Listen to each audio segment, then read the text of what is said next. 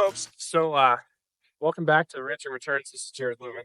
You might notice, I'm talking a lot about bale grazing here. We're wrapping up the end of the bale grazing season.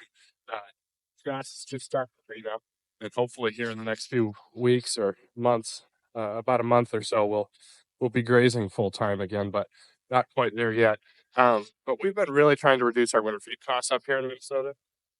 That's our probably biggest downside. Is Play costs are pretty tough where we're at, but also uh, we got to feed for several months at a time, and that makes us pretty non-competitive with people who can raise year round. So we've been trying to reduce our feed costs. And last year we tried the first time doing this, where we actually bale grazed cornstalk bales. It's we probably all heard of bale grazing. I shared in a past video a little bit of how we do that, and we're doing that a couple different ways. But um, bale grazing, the ideal way is we set all the bales out ahead of time, and then we just kind of move fence and give them a little bit at a time. So that's what we've been trying to do. And last year we tried it with corn stalks. We're in a heavy row crop area, so corn stalks are relatively affordable. And obviously they're not super high quality feed. Um, but with cows calving in May, and weaned off in the fall, they're non-lactating cows, so it's not like they need super high nutrition. So we thought we'd give it a shot. Last year we did it a little differently. Last year we brought them home from grazing corn stalks around February 1st and just started bale grazing them on corn stalks, and that was 100% of their diet for about 1 month. This year we've been alternating where we feed them hay for 2 or 3 or 4 days, and then we give them some corn stalk bales. We're just about out of cornstalk bales, just have these 8 left. So we'll be done with this for a bit, but just thought I'd kind of show it to you before we did wrap up. Probably biggest downside of it, but also it's kind of a plus, is all this residue. When you're grazing corn stalks out in the field, they can pick and choose what they want, eat just the leaves, the husks, leave the rest in the field. When we rake it, we bring home everything, including the stalks that cows just won't eat. And so they pick through and sort through it quite a bit, but still we end up with a mat of a lot of residue. And so we're putting it specifically on areas that are extremely nutrient deficient. This is a farm that was um, CRP when we got it. It's biologically dead soil, not very fertile.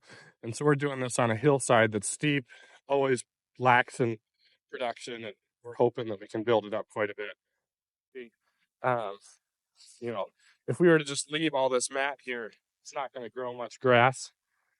We did do that on some farms on another farm last year, where we just left it. And it's true last year, where the thick residue spots were, did not grow much grass. But around it, where all the manure and urine was, that grass that did grow probably made up for the grass that didn't grow because it was buried under residue. And actually, already you can see, well, even last fall, we could start to see grass growing up through those piles of residue. So in a high moisture area like we're at here in southeast Minnesota, all this residue does break down relatively quickly. So I'm not sure this field probably won't just leave it. We probably will do some tillage and renovate it, put it into a new pasture and annual for a year or something.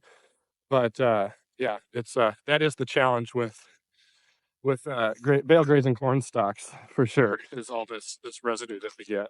Uh, Cost per day thing, though, it actually works out pretty good. It seems like, how could you make it cost effective leaving all this residue? But the bales cost us about $30 a bale to make, and we got roughly 20 cow days per bale off of it. So that works out to $1.50 per day in feed costs.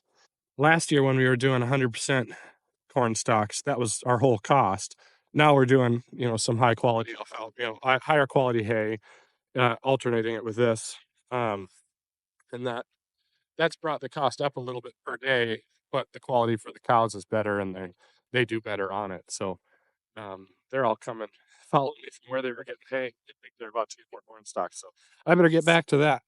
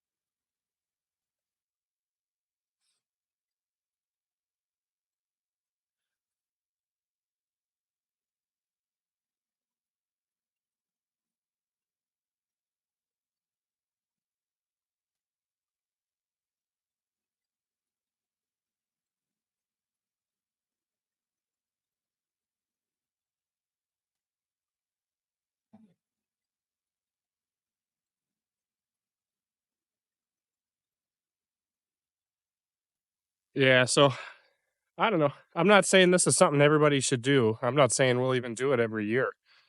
Worked pretty decent last year. Cows did well on it. They're still doing well on it this year.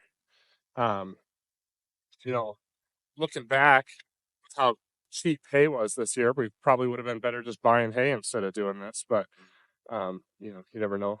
That's how it's going to work.